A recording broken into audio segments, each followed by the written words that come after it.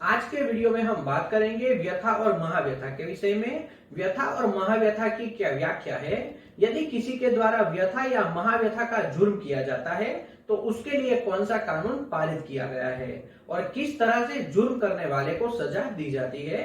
तो आज का वीडियो शुरू करते हैं। व्यथा यानी किसी भी व्यक्ति को शारीरिक रूप से नुकसान पहुंचाना या फिर कोई ऐसी बीमारी या अशक्ति आ जाए ऐसा कोई कार्य करना। तो आप समझ सकते हो, किसी भी व्यक्ति को यदि आप थोड़ा भी नुकसान पहुंचाते हो या फिर उसे आपकी वजह से किसी बीमारी की दवाइयां खानी पड़े, ऐसा कोई कार्य करते हो तो उसे व्यथा माना जा सकता है। और व्यथा की व्याख्या आईपीसी की धारा 319 के तहत बताई गई है।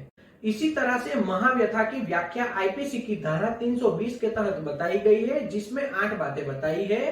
पहला, किसी भी व्यक्ति को नामर्द बना देना यानी कि उसकी मर्दानगी का नाश करना।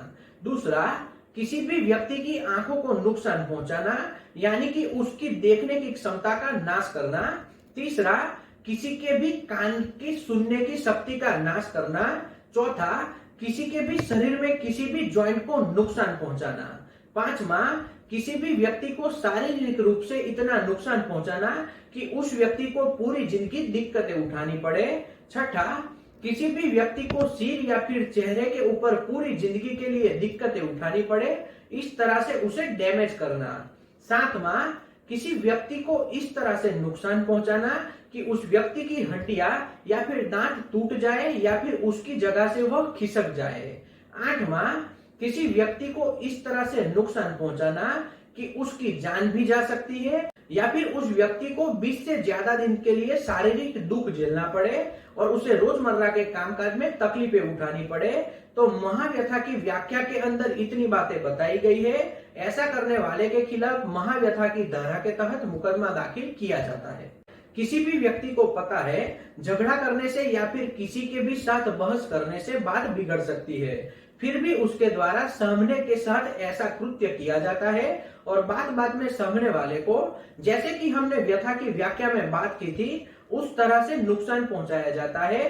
तो उस व्यक्ति के खिलाफ इंडियन पिनल कोड की धारा 321 के तहत मुकदमा दाखिल किया जाएगा और यदि जुर्म साबित हो जाता है तो इंडियन पिनल कोड की धारा 323 या फिर 324 के तहत अपराधी को सजा दी जाएगी। ऐसे में यदि धारा 323 के तहत सजा सुनाई जाती है तो 1 साल की कैद और 1000 रुपए तक का जुर्माना लगाया जा सकता है। यदि धारा 324 के तहत सजा दी जाएगी तो अपराधी को 3 साल तक की कैद और उसके अलावा कितना भी जुर्माना लगाया जा सकता है। किसी भी व्यक्ति को इस तरह से किसी भी अपराधी को नुकसान पहुंचाने से पहले एक बार जरूर सोचना चाहिए। अब इससे आगे समझते हैं। जैसे कि हमने देखा, महाव्यथा पहुंचाने के विषय में कौन कौन सी बातें बताई गई है, तो इस तरह से किसी भी अपराधी के द्वारा कोई भी अपराध किया जाता है यानी कि किसी भी व्यक्ति को पूरी जिंदगी दिक्कतें उठानी पड़े, जैसे कि आगे हमने महाव्यथा की व्याख्या में देखा है।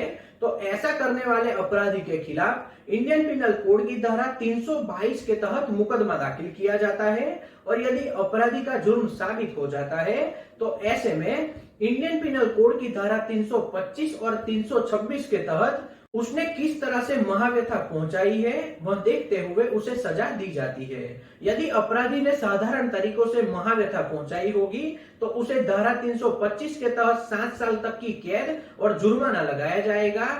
और इसी तरह से यदि अपराधी के द्वारा किसी बड़े हथियार का या गलत चीज का उपयोग किया गया होगा तो ऐसे में धारा 326 के तहत उसे आजीवन कैद की या फिर 10 साल से कम न हो ऐसी सजा दी जाएगी और कितना भी जुर्माना लगाया जा सकता है। यहाँ पर आपको ध्यान में रखना है, मैजिस्ट्रेट साहब के द्वारा कितना भी जुर्माना लगाया जा सकता है।